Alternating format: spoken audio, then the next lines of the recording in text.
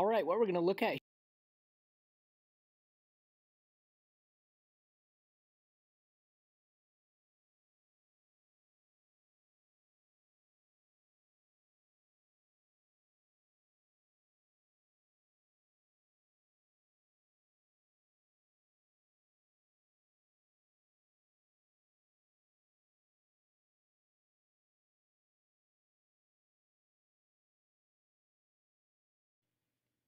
All right, what we're going to look at here is a little game plan.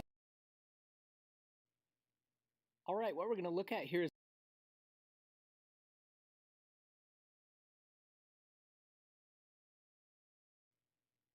All right, what we're going to look at here is a little game plan for using either a computer program or a spreadsheet to calculate how something is going to move or to run like a little physics simulation. Could even use this as the physics engine of a little video game that you program or something. And so what you do is you set up either, like I say, a spreadsheet or arrays with where one column is the position, one is the velocity of an object, one is its acceleration, then you give time and a time step. And so what happens is this first little cell here is the initial position. So you basically say where an object starts. So you decide that an object exists and it's at this location. All right. So you basically say where the system starts. And then you have to establish some sort of initial velocity, say whether the object is moving or not at the very beginning. So you say how fast the thing starts moving. Now this box that's kind of in bold here is really where all the physics is going to go. And so given where an object is and how fast it's moving, in order to calculate what it's going to do next, we need to learn how it's going to accelerate. Well, accelerations, of course, are caused by forces, and you can calculate the acceleration by dividing force by mass.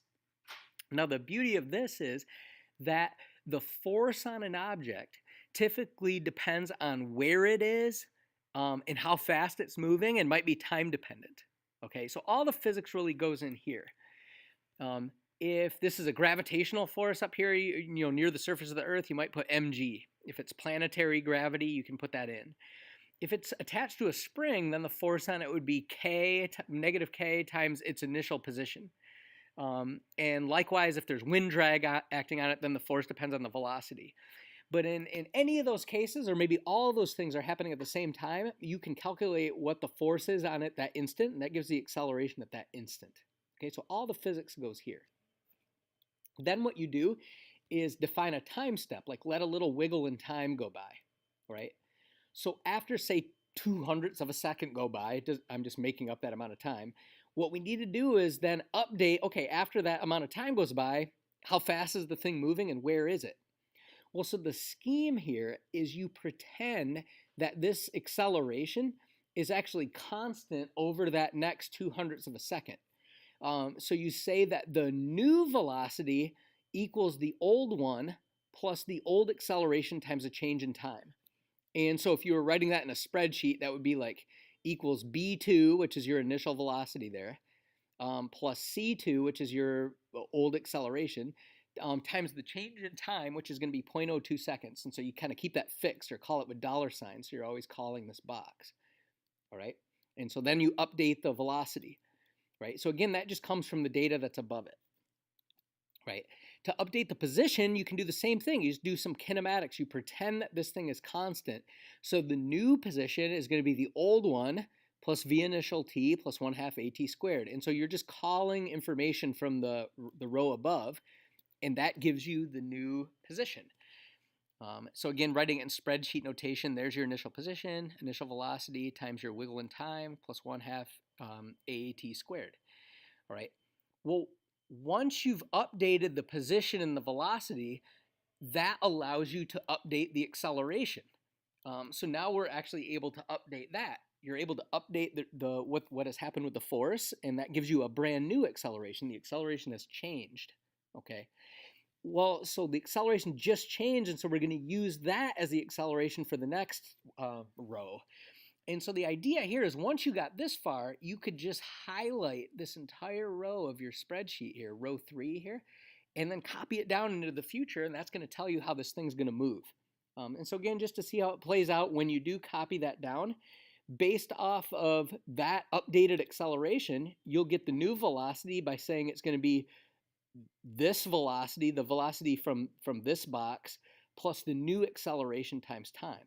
So when you copy the formula down, this will be now b3, which is this velocity, plus the new acceleration times the wiggle in time. So that updates the velocity. You can update the position in the same way. And then from the updated position and velocity, you can update the acceleration and so on. And so then that perpetuates like out into the future.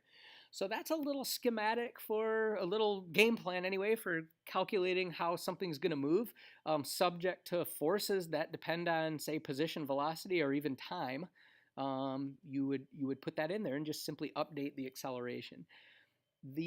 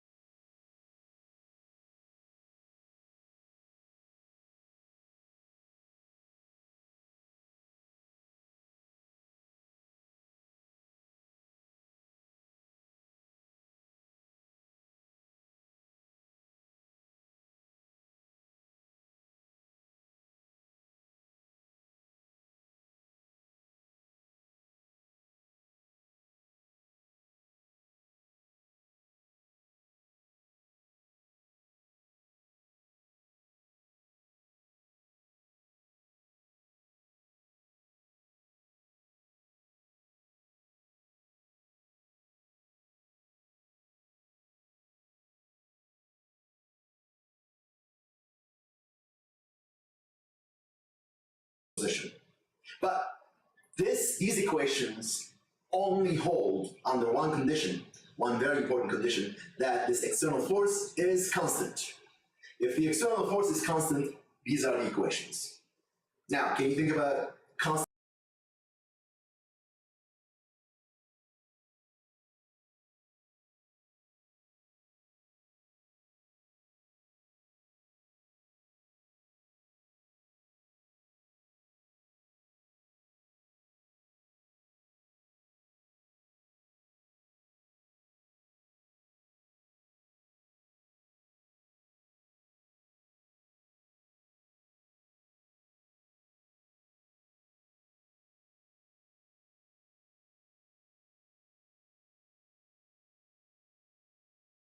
Constant external force? For example, for an object with constant mass, pretty much all objects, right? For an object with constant mass, a constant external force is going to be gravity, right? Gravity is going to be pulling an object down, and that's going to be a constant force applied to an object. So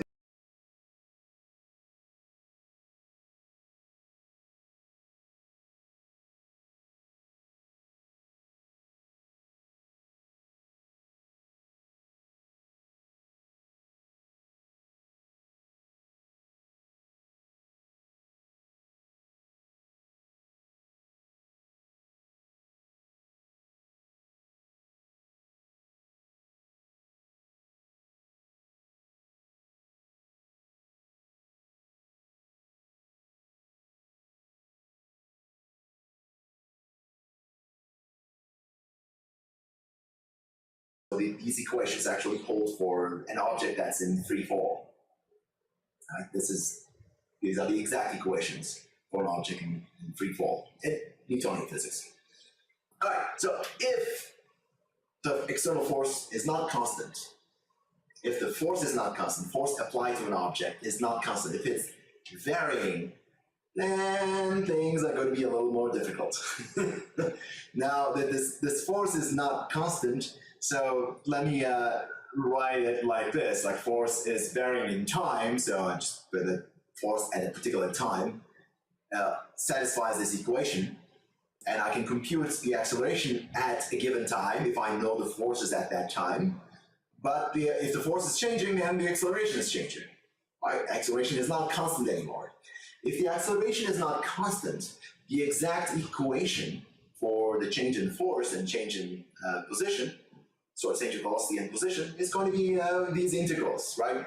If the acceleration is changing, then I need to integrate the acceleration from the beginning of the time step to the end of the time step. And that's going to give me the change in velocity. And then I need to integrate the velocity from the beginning of the time step to the end of the time step. And that's going to give me the change in position. Right? So these are the general equations, they always hold. However, how am I going to compute these integrals? So it all depends on this force formulation, right? If this force formulation is something simple, then I can actually compute these integrals and find out what these equations are exactly supposed to be. But oftentimes, unfortunately, even with a relatively simple simulation scenario, these force formulations, they will be a little too complicated for us to be able to solve these equations, solve these integrals easily. Right? So we're not going to worry about that. In most cases, for most simulation scenarios that we're interested in computer graphics, this force formulation is going to be way too complicated for us to just go and figure out what this integral is supposed to be. So we're not even going to try to do that. What we are going to do is, instead of trying to compute these integrals, we're going to sort of try to estimate the results of these integrals. And the way that we're going to estimate the result of these integrals is we're going to use some numerical integration techniques. So we're going to numerically try to estimate what the result of this integral is supposed to be. Right? Numerical integration is the most important thing when it comes to physics-based animation. So let's talk about that. Now, there are a whole bunch of different numerical integration techniques for estimating this integral as accurately as possible and as efficiently as possible too. So this can be very, very expensive to compute. So what we're going to talk about is going to be the easiest one of them all.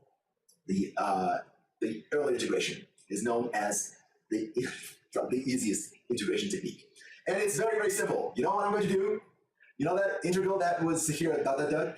I am going to estimate this integral as just a constant. I'm going to assume that it's, you know what? I'm going to assume that this acceleration that I compute at the beginning of the time step does not change. I'm going to assume that the force here is constant. I know it's not constant, but I am going to assume that it is constant. Because if it is constant, then my velocity update becomes this.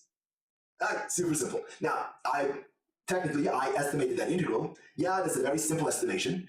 It's probably not accurate, not very accurate, and it's not going to be very accurate in a lot of cases. And it's only accurate if this force is constant, and oftentimes it isn't. So, you know, it's going to be some estimation, but it's probably not going to be a very accurate estimation. But it turns out it works. Actually, if this delta t is sufficiently small, this turns out to be an okay estimation. Because if the time step is really, really tiny, the change in acceleration, the change in force becomes very, very tiny as well. So the error you make by estimating that it's constant, it becomes okay in practice. So not necessarily a bad idea. But as I said, this is the simplest integration technique. We could do better, but we're really not going to. Right? Early integration assumes that the force is constant. Now, the Euler integration, when it comes to computing the position, is going to have a different assumption. It's going to assume that now that the velocity is constant. Now, velocity is obviously not constant. I'm changing the velocity here. But I'm going to assume that it is constant, because if it is constant, then this becomes my position update. Very, very simple, right? So now I estimated this integral as a constant. And again, you know, this is not a very accurate estimation, but if this delta t is sufficiently small, it's going to be okay. It's not going to be too bad. Right? So that's the idea. Now that's the idea.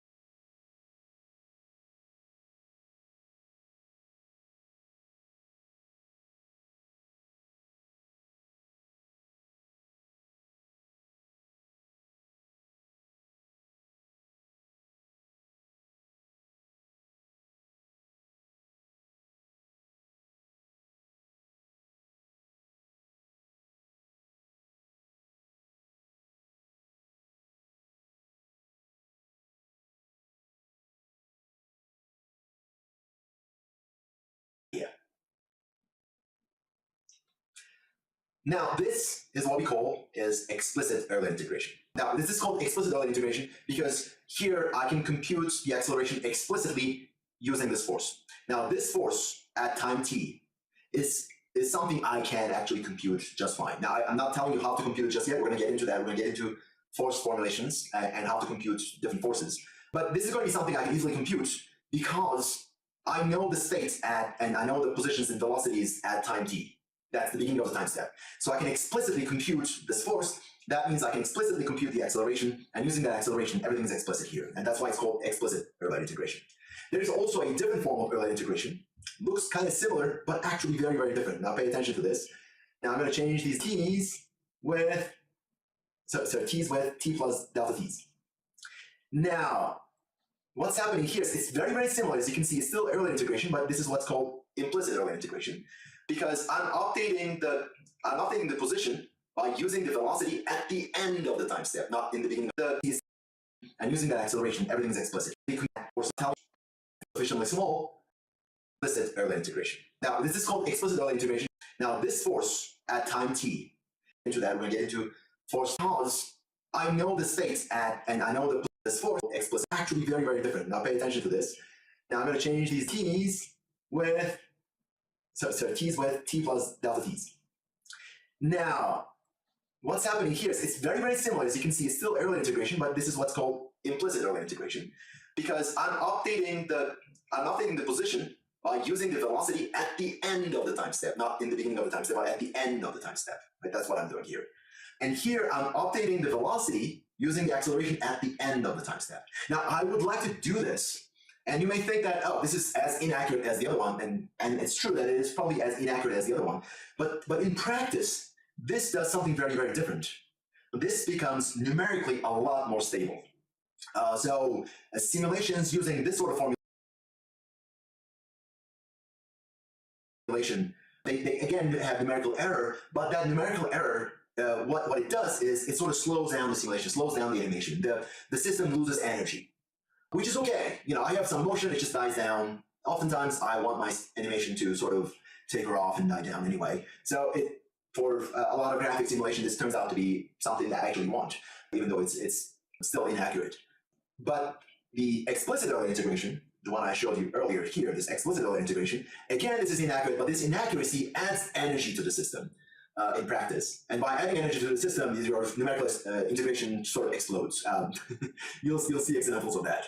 Just take my word for it for the time being. This is a lot better. But now, here's the tricky part.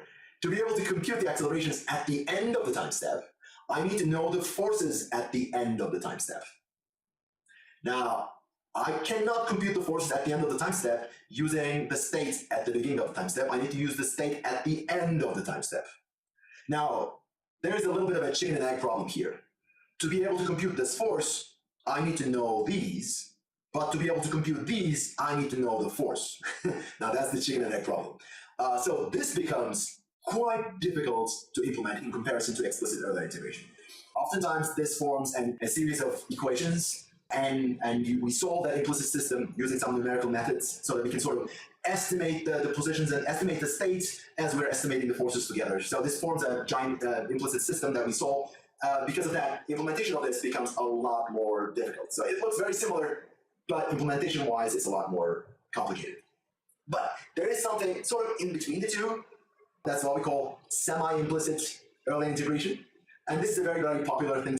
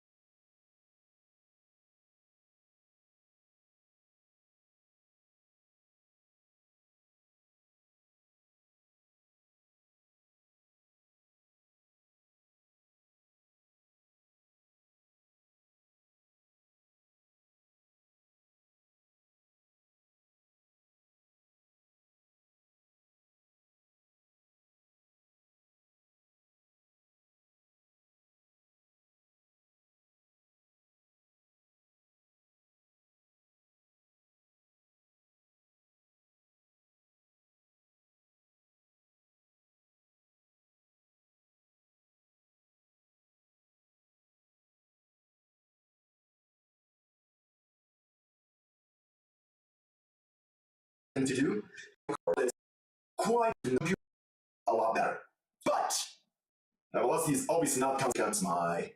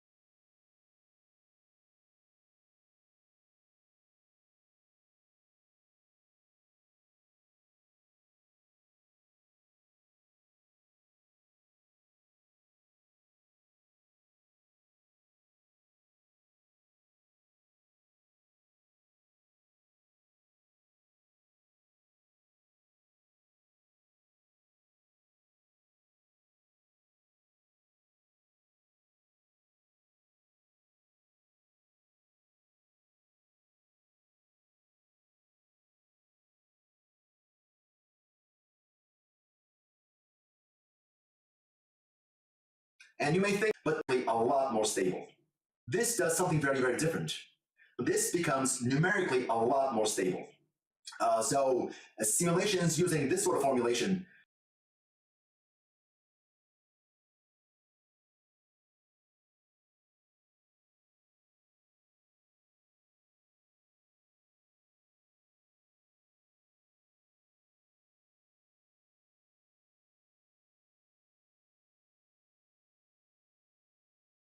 they again have numerical error, but that numerical error, what it does is it sort of slows down the simulation, slows down the animation. The system loses energy, which is okay. I have some motion, it just dies down. Oftentimes, I want my animation to sort of taper off and die down anyway. So for a lot of graphic simulation, this turns out to be something that I actually want, even though it's still inaccurate. But the explicit earlier integration, the one I showed you earlier here, this explicit earlier integration, again, this is inaccurate, but this inaccuracy adds energy to the system in practice. And by adding energy to the system, your numerical integration sort of explodes. You'll see examples of that. Just take my word for it for the time being. This is a lot better. But now, here's the tricky part. To be able to compute the accelerations at the end of the time step, I need to know the forces at the end of the time step. Now, I cannot compute the forces at the end of the time step using the state at the beginning of the time step. I need to use the state at the end of the time step. Now, there's a little bit of a chicken and egg problem here. To be able to compute this force, I need to know these, but to be able to compute these, I need to know the force. Now that's the chicken and egg problem. So this becomes quite difficult to implement in comparison to explicit Euler integration. Oftentimes this forms a series of equations, and we solve that implicit system using some numerical methods so that we can sort of estimate the positions and estimate the states as we're estimating the forces together. So this forms a giant implicit system that we solve. Because of that, implementation of this becomes a lot more difficult. So it looks very similar, but implementation-wise, it's a lot more complicated. But I need to say that system is just take my word for it for the time being. This is a lot better. But just take my word for it for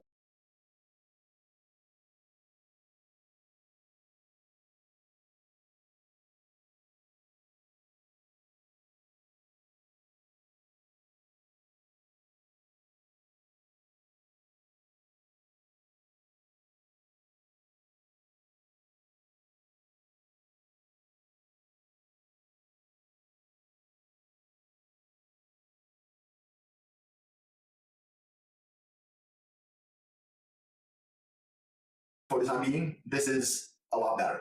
But the system, and this is a very, very popular thing to do. That's what we call semi. Let me write it like this. Like for Euler integration assumes that the force is constant. Accurate as the other one, but it slows down and this part to be able to compute the time. I'm explicitly computing the velocities, but then I'm using the implicit integration formula for positions. And this is very easy to do because I can compute the acceleration explicitly using the current state. I compute the forces, I got my acceleration, I got my velocity, and once I have my velocity, I might as well just use that velocity for updating my positions, right? So this is super easy to implement, as easy as explicit Euler. The semi-implicit Euler is as easy as explicit Euler, and it turns out to be somewhat more stable than the explicit Euler integration in terms of numerically. So this is oftentimes preferred. The only difference, if you compare it to the explicit Euler integration, is that I changed the force. It's going to be a constant force as long as the mass is constant and the gravitational acceleration is constant. Is this becomes force. It looks up a bit more. It doesn't really matter. And that's going to be multiplied by the difference in length. Here is this force. Now